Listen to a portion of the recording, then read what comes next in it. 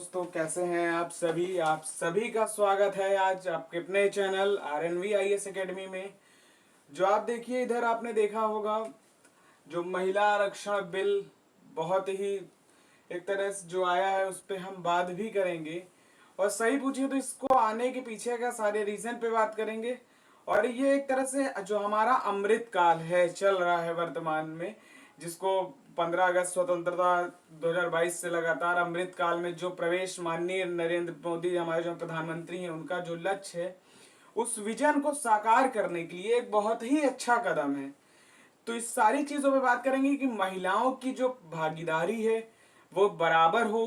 और ये एक बहुत अच्छा इसलिए भी है, जैसे हम बात करते हैं महिला पुरुष की समानता की बात करते हैं, उस परिप्रेक्ष्य से भी बहुत अच्छा है। जो हमारी लैंगिक रिपोर्ट्स आती है, आपने देखा होगा जो आती है उसमें हमारी स्थिति बहुत अच्छी नहीं है, संतोषजनक नहीं है। जब ये बिल लागू हो जाएगा तो वो स्थिति भी हमारी समाज संतोषजनक होगी। साथ ही साथ जैसे जो इस बिल में कहा गया है कि अभी पूरी बात करेंगे कि जैसे जो महिलाओं का भागीदारी है वो कानून बनाने में रहेगी। जैसे आप देखिए अभी स्थिति उतनी अच्छी नहीं है, लेकिन जब ये बिल पास हो जाएगा तो वो भी स्थिति सुधार होगा। यदि हम सारे चीजों पे बात करें तो भारत को आजाद हुए लगभग 77 वर्ष होने को है। तो जहां से जो स्थितियां बनी हैं धीरे धीरे, जो महिला पुरुष में आज भी समानता नहीं हो पा रही कुछ हद तक, तो उस चीजों को बहुत अच्छे तरीके से इस बिल जब लागू हो जाएगा, इम्प्लीमेंटेशन हो जाएगा, तो बहुत अच्छे तरीके से वो कार्य जो है क्रियान्वित हो पाएगा। तो इन सभी को देखते हुए इस बिल को लाया गया है। और ये जो बिल है इसमें महिलाओं के समान उत्थान, उनके अधिकारों के भी जो उनके अधिकार हैं वो भी सदन तक पहुंच सके, उन सारे परिप्रेक्ष्य को देखते हुए इस बिल को लाया गया है।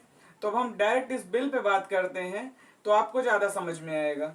तो ये जो बिल है, अभी आपने देखा होगा जो अभी हमारी पुरानी संसद से जो नई संसद में प्रवेश हुआ, तो वहां पे ये बिल को जो है लोकसभा में, ठीक है, लोकसभा में महिला आरक्षण बिल आया है, पेश किया गया।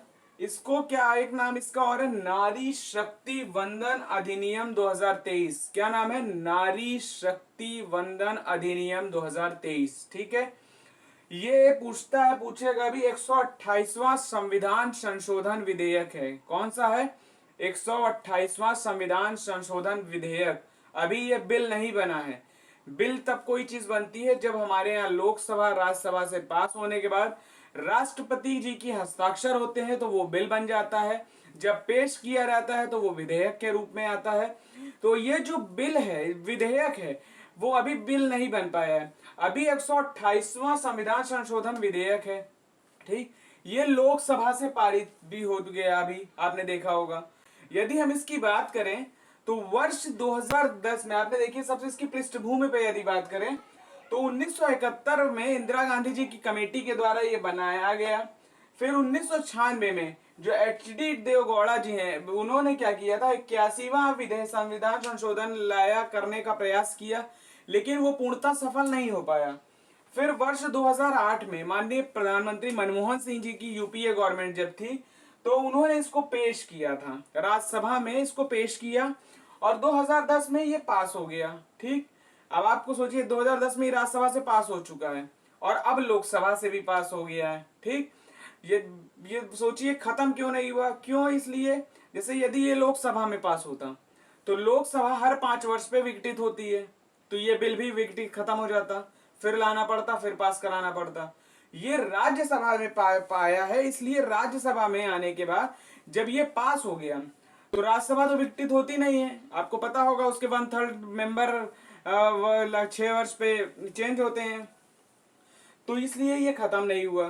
ठीक, तो राज्यसभा से ये पहले पारित हो चुका है UPA गवर्नमेंट में। तो आपको ये भी समझ में आ रहा होगा कि इसमें अब कांग्रेस अपना हस्तक्षेप नहीं करेगी बल्कि समर्थन ही करेगी। तो इसमें आपने देखा होगा माननीय सोनिया गांधी जी ने, जो कांग्रेस की लीडर रह चुकी हैं, और उन्होंने इसको एक्सेप्ट भी कर लिया और इसका समर्थन भी किया है।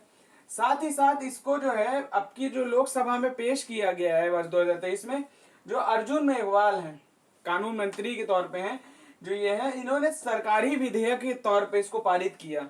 अब इसमें देखिए एक चीज और मैं बताऊं, सरकारी और निजी दो तरह के विधेयक होते हैं।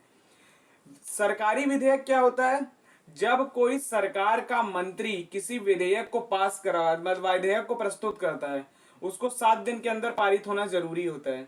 यदि मंत्री की मैं बात कर रहा हूं, ध्यान दीजिएगा मेरी बातों पे, मंत्री, ठीक, तो उसको 7 दिन के अंदर पारित करना होता है। और यदि कोई बीजेपी का या कोई भी सदस्य जो है सरकार वो संसद में, यदि वो पेश करता है, मतलब मान लीजिए वो मंत्री नहीं है, एक सदन का आम सदस्य के तौर पे, यदि वो पेश करता है तो 30 दिन की अवधि होती है। सरकारी में 7 दिन की होती है और जो निजी में है उसमें 30 दिन की होती है। ठीक, ये भी थोड़ा सा ध्यान रखिएगा, आया है टॉपिक इसलिए मैंने बताया। तो इसको जो है अर्जुन मेघवाल ने विधेयक को पेश किया और ये लोकसभा से पारित हो गया। ठीक, लेकिन इसको जो पारित करने के पीछे इसका ये कहा जा रहा है, इसके प्रावधान क्या होंगे जब ये पारित हो जाएगा, तो इसमें जो लोकसभा है, विधानसभा है तथा जो हमारी राष्ट्रीय राजधानी क्षेत्र है एनसीआर, वहां पे जो है 33% सीटें महिलाओं के लिए आरक्षित होंगी। कहाँ होंगी? लोकसभा, विधानसभा और दिल्ली एनसीआर जो है आपका, जो अन्य राज्य है राष्ट्रीय राजधानी क्षेत्र, वहां पे ये 33% महिलाओं के लिए सीट आरक्षित होगी। ठीक, कहा इसमें यह गया है, जहां जैसे आप बात करिए पंचायतों में, आपको पता होगा कि पंचायती राज व्यवस्था में 1/3 सीटें महिलाओं के लिए आरक्षित हैं। पता है ना आपको? अभी देखिए, आपने चुनाव भी हुए होंगे पंचायतों के, आपने देखा होगा, तो 1/3 सीटें हैं। लेकिन लोकसभा और विधानसभा में ऐसा नहीं था। तो उसको करने के लिए, महिलाओं की भागीदारी को बढ़ाने के लिए इनका 33% सीटें रिजर्व होंगी। लेकिन इसमें यह भी कहा गया है, जहां पे सीटें कम है वहां यह लागू नहीं होगा। वहां लागू नहीं होगा सेंस क्या है कि वहां के लिए विकल्प देखेंगे। जैसे मान लीजिए कहीं 1 सीटें हैं, कहीं 2 सीटें हैं, तो वहां ऐसा करेंगे जैसे जहां जहां 2 सीटें हैं। ठीक, तो जैसे एक बार मान लीजिए अनरिजर्व सीट आएगी, फिर एक बार आरक्षित सीट आ जाएगी। ठीक, जहां 2 बार है, कभी कभी होगा कि एक साथ 2 बार दोनों पे आरक्षित आ गई, या अगले 2 साल बाद मान लीजिए 2 बार आरक्षित आ गई, फिर एक बार अनारक्षित सीट आ गई। तो इस तरीके से मेंटेन किया रहेगा। और ये जो बिल है इसमें ये कहा गया है कि ये जो है अभी तत्काल नहीं लागू होगा। जो हमारा परिसीमन होगा, परिसीमन क्या होता है आपको पता होगा, 1971 के बाद जो हमारे यहाँ की जनसंख्या है, वहां उसके बाद सदन में सीटें नहीं बढ़ाई गई थी। आपने देखा होगा भी, इसीलिए नई संसद भवन हमारी बनी है। तो उसको बनाया गया है इसी परिप्रेक्ष्य में कि जब हमारे यहाँ 26 में परिसीमन होगा तो जो संसद के सदस्य हैं उनकी संख्या बढ़ जाएगी, तो भवन में बैठने की व्यवस्था सुचारू रूप से हो, हाईटेक टेक्नोलॉजी हो। तो उसी परिप्रेक्ष्य में हमारी नई संसद भी बनी है, आपने देखा होगा, सो सेंट्रल विस्टा प्रोजेक्ट के तहत बनी है। ठीक, तो ये संसद इसीलिए बनाई गई थी। इसका कहा गया कि परिसीमन के बाद ये होगा, 2026 में हमारे यहाँ परिसीमन होना है। ठीक, तो उसके बाद ये लागू किया जाएगा। और इसमें ऐसा कहा जा रहा है कि परिसीमन के बाद सीटों में महिलाओं का जो ये परसेंटेज है 50%, ये रोटेशनल होगा। ठीक, ये चेंज होता रहेगा। साथ ही वर्तमान में जो हमारे यहाँ स्थिति है, लगभग जो इस समय लेटेस्ट अगर यदि बात करें तो वर्तमान में 15% से कम सीटों पर महिलाएं हैं। जैसे 543 सदस्य हैं, यदि हम बात करें तो उसमें लगभग 15% यानी 82 महिला सदस्य लोकसभा में है।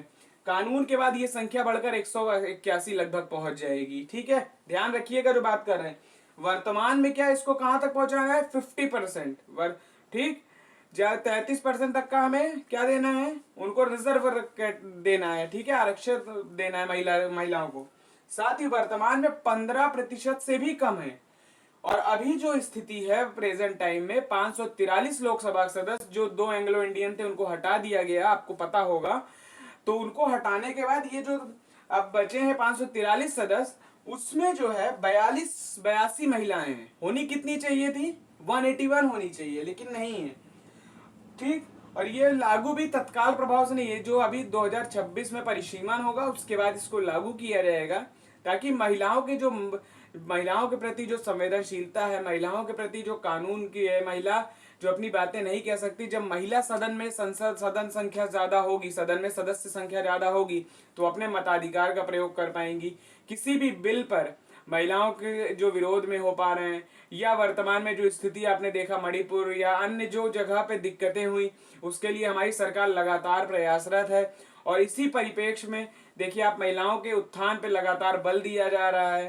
इसी में देखिए आपने हमारे यहाँ महिलाओं को सम्मान देने के लिए हमारी फाइनेंस मिनिस्टर आप देखिए निर्मला सीतारमण जी, हमारी टेक्सटाइल मिनिस्टर आपने देखिए जो है स्मृति ईरानी जी, इसके पहले आपने देखा जो हमारी अब वो विदेश मंत्री जी जो अब नहीं रही सुषमा स्वराज जी भी थी। तो लगातार महिलाओं को बढ़ाना, वर्तमान में हमारी प्रेसिडेंट ऑफ इंडिया जो हमारे भारत की राष्ट्रपति हैं श्री द्रौपदी मुर्मू जी, मतलब महिलाओं को लगातार हर स्तर पे बढ़ाने का प्रयास किया जा रहा है। तो ये सारी चीजों को लाने के लिए सरकार ने प्रयास किए और ये प्रयास अब सफल होता हुआ दिख रहा है। ये आज के ही वजह से नहीं, ये काफी लंबे समय से चल रहा है। आपने देखा, मैंने बताया 1971 से प्रयास था, फिर 1996 में प्रयास हुए लेकिन वो सफल नहीं हो पाए।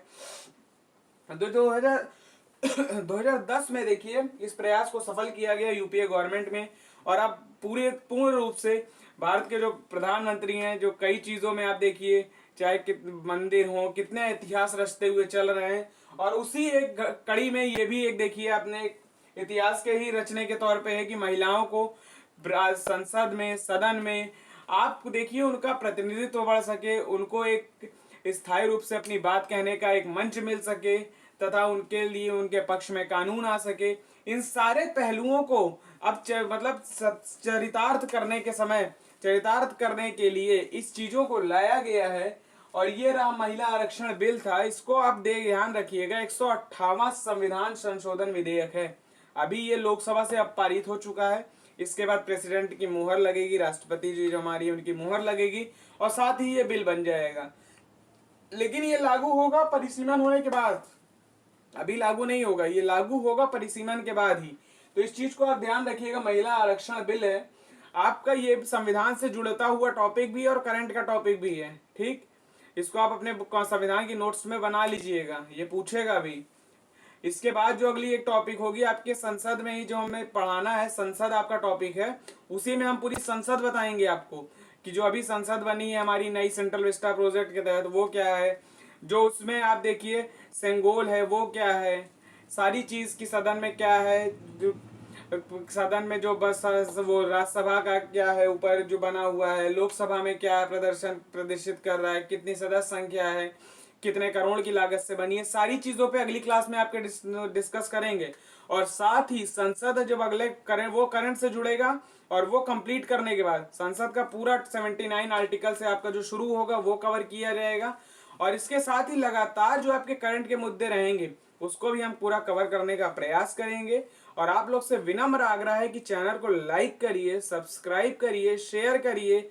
और यदि आपको कोई वीडियो पे आपको चाहिए कि हम कोई टॉपिक पे वीडियो बनाएं तो उस पर भी आप बताइए, करंट का कोई टॉपिक हो या जो आपको लगता हो, और जिस पे आप लाइक करिए, सब्सक्राइब करिए, अपने दोस्तों के साथ शेयर करिए।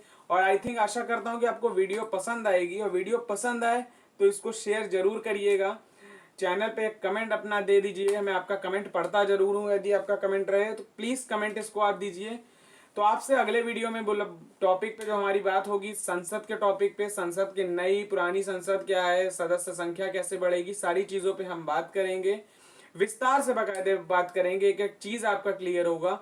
और एग्जाम में यदि नई संसद भवन से कोई क्वेश्चन आता है या महिला आरक्षण बिल से आपका एक क्वेश्चन बाहर नहीं जाएगा। ये देख लीजिए, महिला आरक्षण बिल पे भी हमने डिस्कस अच्छे से किया।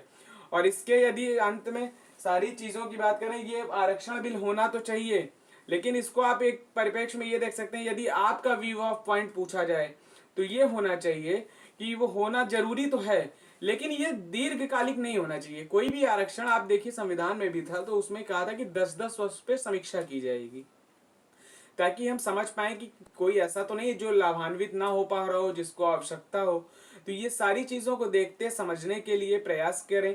इसके लिए इसमें भी ये है कि ये अल्पकालिक तो अच्छा है, दीर्घकाल के लिए बढ़िया है कि महिलाओं को जब तक उत्थान ना हो, दिक्कत हो रही है समाज में, जो इस तरह दयनीय स्थिति ना उनकी उत्पन्न हो सके, लेकिन ये दीर्घकालिक नहीं होना चाहिए। इस पे आप देखिए, अपने इस तरफ से भी व्यू ऑफ पॉइंट दीजिएगा, दीर्घकालिक नहीं होना चाहिए। अल्पकालिक तो सही है कि अपना 5-7 साल 10 साल रहे, अगर जरूरत हो, जरूरत यदि पड़ रही है तो इसको एक्सटेंड भी कर दिया जाए। कोई ऐसा नहीं है कि इसको खत्म ही कर दी, ये बहुत जरूरी है महिलाओं के लिए। और जब तक उत्थान ना हो तब तक ये लगातार महिलाओं के प्रति, हमारी माताओं बहनों सभी के प्रति एक तरह से उनका समर्थन हो सके, उनकी बात, उनके सारे चीज़ों, उनका जो सम्मान है, सारी चीज़ बरकरार रहे। और इन सभी चीज़ों के परिप्रेक्ष्य में जो हमारी गवर्नमेंट है लगातार संवेदनशील है, और इस बिल के माध्यम से ये दिख भी गया आपको।